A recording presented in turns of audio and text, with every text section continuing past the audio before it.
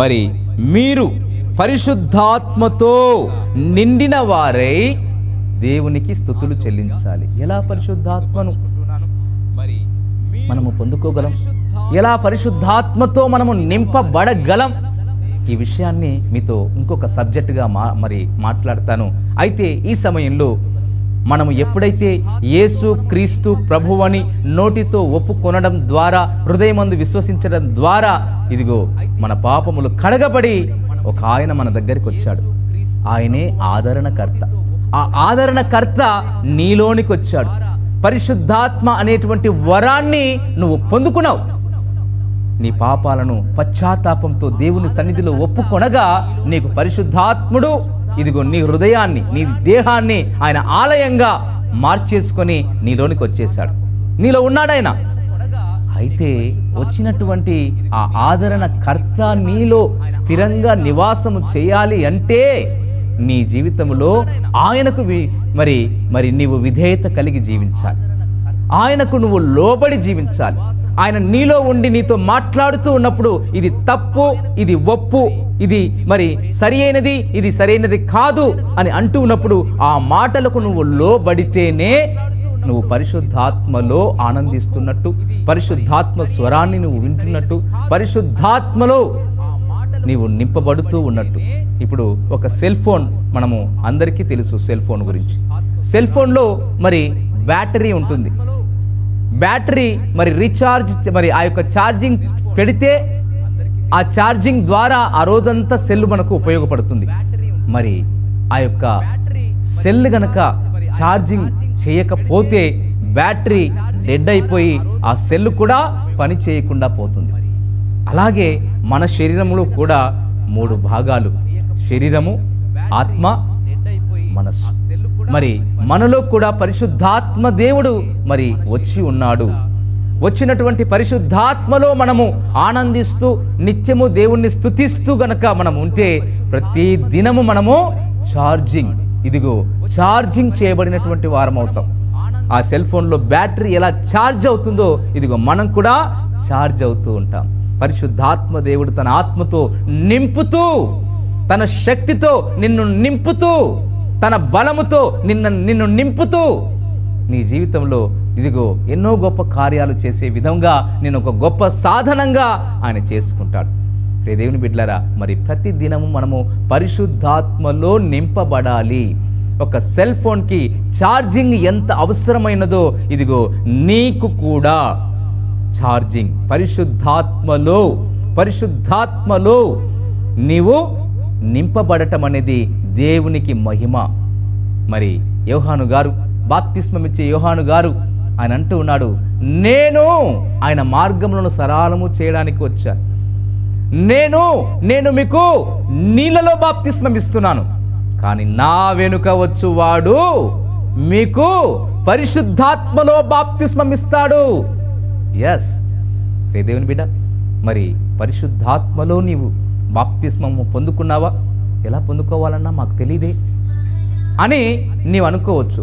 ఇదిగో ప్రతి దినము నీవు పరిశుద్ధాత్మలో నింపబడాలి అంటే ఇదిగో ఈ ఆరాధనే మార్గం. ఈ ఆరాధన నువ్వు ఎప్పుడైతే పరిశుద్ధాత్మలో నింపబడుతూ ఆయన్ను నీవు ఘనపరుస్తూ ఆరాధిస్తున్నట్లయితే ఇదిగో నీవు పరిశుద్ధాత్మలో ఆనందిస్తావు, సంతోషిస్తావు.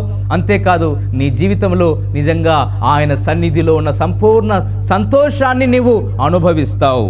ఇదిగో అందుకే అంటున్నాడు, పరిశుద్ధాత్మతో నిండిన వారై మీరు స్తుతులను చెల్లించండి.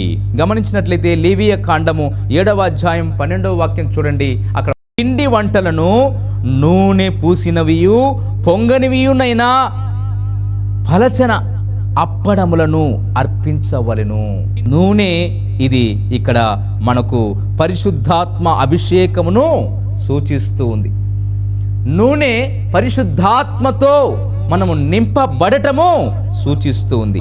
ప్రియ దేవుని బిడ్డలారా, గమనించండి, మనము నిజంగా మొట్టమొదటిగా మనం చేయవలసింది ఇదిగో ఉత్సాహంగా దేవుని సన్నిధానంలో మరి ఎప్పుడైతే పరిశుద్ధాత్మలో నింపబడతామో, నూనె పరిశుద్ధాత్మ అభిషేకం ఇదిగో మరి ఇంకా అక్కడ రాస్తున్నాడు, పొంగనివియు అయినా పలచని అప్పడములు. పొంగనివి అంటే నీ జీవితంలో గర్వము ఉండకూడదు, నీ జీవితంలో అహంకారం ఉండకూడదు. దేవుని సన్నిధానానికి సమీపించినప్పుడు ఇదిగో నీ ముఖము నేలకు ఉండాలి.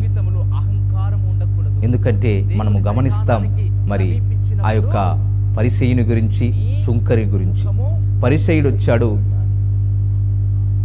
వచ్చి ఇదిగో తల పైకెత్తి, నేను ఇదిగో వారానికి 2 మారులు ఉపవాసం ఉంటున్నాను, ఇదిగో ఇతడు చేసినట్టు నేను చేయట్లేదు అని సుంకరిని చూపుతూ తన యొక్క స్వనీతిని దేవునికి చెబుతున్నాడు. కానీ సుంకరి మాత్రము ఇదిగో దేవుని చెంతకు మరి తల దించుకొని, అయ్యా ప్రభువా, నేను తల ఎత్తడానికి కూడా యోగ్యుడను కాను,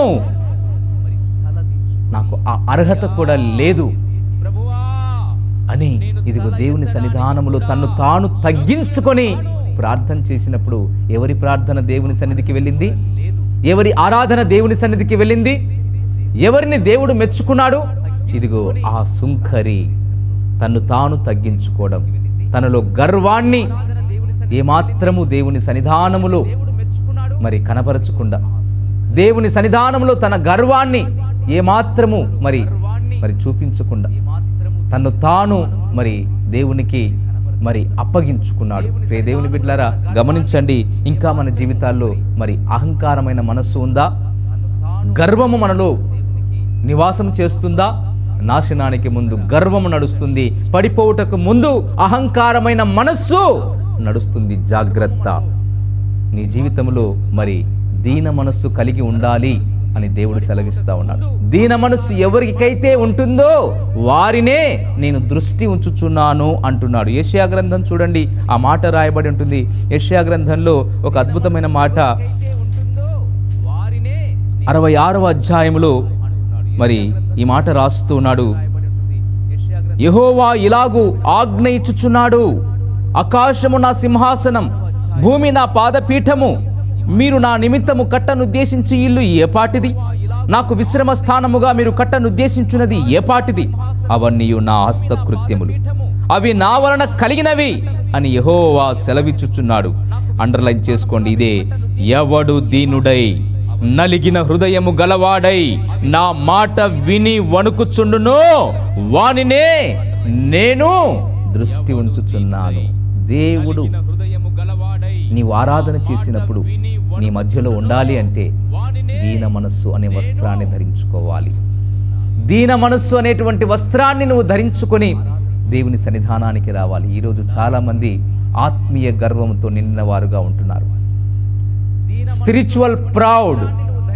ఇదిగో నేను భక్తి పరుణ్ణి, నేను భక్తి పరురాలుని, నేను ఈ రీతిగా ఉపవాసాలు చేస్తూ ఉన్నాను, ఈ రీతిగా నేను దేవునికి ఇష్టపూర్వకంగా జీవిస్తున్నాను అని భక్తి ముసుగులో నటిస్తూ ఉన్నారు. వేషధారి అంటున్నాడు దేవుడు. జాగ్రత్త. దేవుని బిడ్డ, ఈరోజు దేవుడు నీతో సూటిగా స్పష్టంగా మాట్లాడుతూ ఉన్నాడు. నువ్వు పరిశుద్ధాత్మలో నింపబడాలి అంటే, పరిశుద్ధ ఆత్మ అభిషేకము నువ్వు పొందుకోవాలంటే, పరిశుద్ధాత్ముడు దేవుడు నీకు ఇచ్చేటువంటి ఆత్మ ఫలము వరములతో నింపబడాలి అంటే దీన మనస్సు అనేటువంటి వస్త్రము ధరించుకోవాలి. అప్పుడే దేవుడు నిన్ను చూడటానికి, అప్పుడే దేవుడు నిన్ను మరి దృష్టి ఉంచటానికి నీవు అర్హత పొందిన వాడవు, అర్హత పొందిన దానవు. ప్రభువునందు ప్రియులారా, ఈ సందేశాలు మీకు నచ్చినట్లయితే దయచేసి లైక్ చేయండి, సబ్స్క్రైబ్ చేయండి, పక్కనే ఉన్న బెల్ బటన్ నొక్కండి. ఈ సందేశాలను దయచేసి 10 మందికి షేర్ చేయమని ప్రభువు నామమున ప్రేమతో మీకు మనవి చేస్తున్నాం. Thank you. Praise the lord.